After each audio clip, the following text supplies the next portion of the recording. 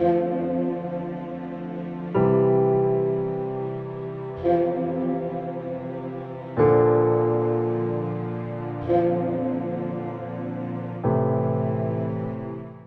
मुक़द्दस में से हमारे लिए आज की तलावत मुकाशवा की किताब उसका 11वां बाब 4 से 12 आयत।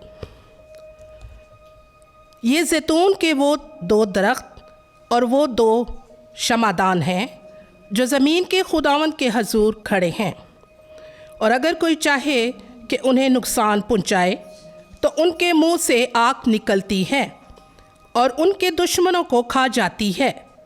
अगर कोई चाहे कि उन्हें नुकसान पहुंचाए तो ज़रूर है कि वो इसी तरह मारा जाए, और उन्हें ये इख्तियार है कि आसमान को बंद कर दे ताकि उनकी नबूवत के दिनों में मींह ना बरसे, और वो नदियों पर भी इख्तियार रखते हैं कि उन्हें खून बना डालें और जितनी दफ़ा चाहें ज़मीन पर हर तरह की आफत लाएं।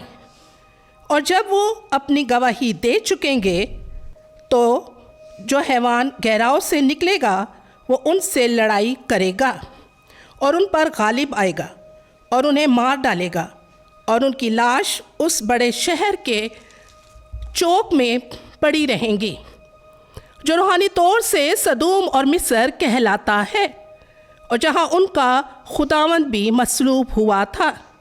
और उम्मतों और कबीलों और ज़ुबानों और कौमों में से लोग उनकी लाश 3.5 दिन तक देखेंगे और उनकी लाशों को कब्र में ना रखने देंगे, और ज़मीन के बाशिंदे उन पर खुशी मनाएंगे और शादमानी करेंगे और एक दूसरे को तोहफे भेजेंगे, क्योंकि उन 2 नबियों ने ज़मीन के बाशिंदों को सताया था।